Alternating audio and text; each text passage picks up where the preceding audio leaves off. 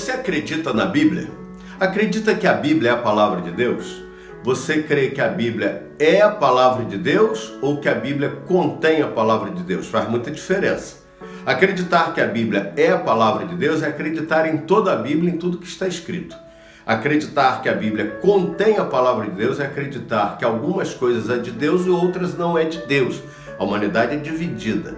Eu creio que a Bíblia é a palavra de Deus. Do Gênesis ao Apocalipse, tudo que está na Bíblia é a palavra de Deus. Mesmo aquilo que Paulo tenha dito, agora escrevo eu. É ele quem escreveu, sim, expressando o seu sentimento, porém orientado por Deus, autorizado por Deus, para que possamos entender, porque Paulo era um homem intelectual e ele tinha competência para expressar-nos os seus sentimentos. O apóstolo Paulo era humano como eu. Há um momento que ele diz assim: nós os que estivermos vivos seremos arrebatados. Naquele momento, Paulo, humano como era, ele entendia que Jesus poderia voltar a qualquer momento com ele ainda vivo. Por isso ele diz: e nós estivermos vivos. Era o seu sentimento humano. Porém, essa palavra deixa de ser de Paulo e passa a ser minha e sua também, porque podemos tomá-la e dizer: e nós os que estivermos vivos. Se Jesus voltar hoje, essa palavra não é de Paulo, é minha. E nós os que estivermos vivos. Nós temos que acreditar na palavra de Deus. O Senhor Deus usou um homem chamado Pedro. Pedro era um pescador. E olha o que Pedro diz a Bíblia diz de hoje, em 2 Pedro, no capítulo 3, os versos 8, 9 e 10 dizem assim, a Bíblia diz assim: não se esqueçam disto, amados.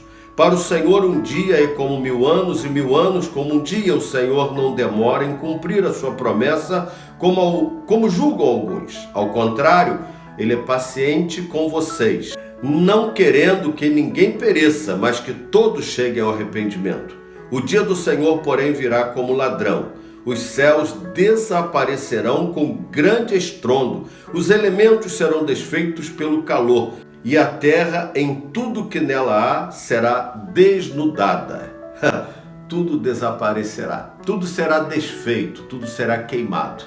O apóstolo Pedro é quem escreve isso. E quem era Pedro? Pedro era um pescador, mas ele, de maneira tomada por Deus, diz que para Deus um dia é como 1000 anos e 1000 anos como um dia.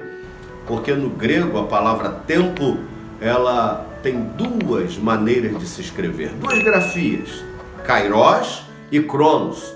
Kairos é o tempo de Deus e cronos é o tempo do homem. É muito comum ouvirmos pessoas dizendo: vou cronometrar o tempo. Equivoca-se, é redundância. Cronometrar o tempo é a mesma coisa.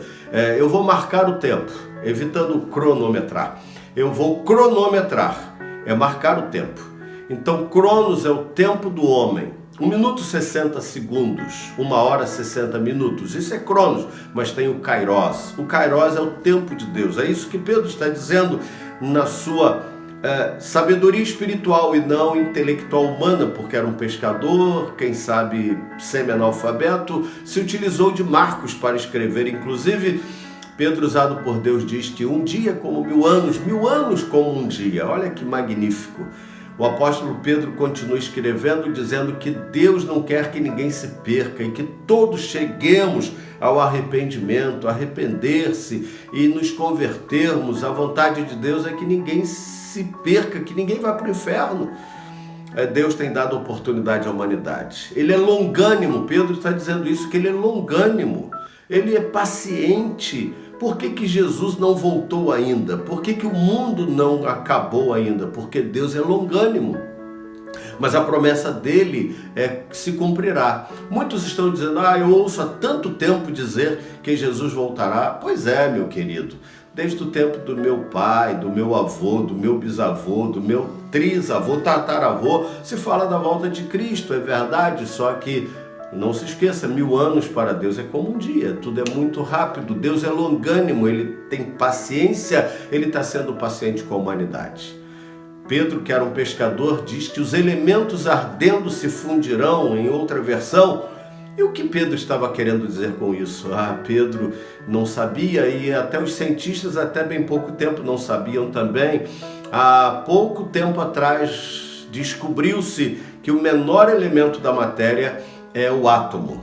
E assim ficamos. O menor elemento da matéria é o átomo. E depois descobrimos que o menor elemento da matéria não é o átomo, e sim é o elemento que está dentro do átomo.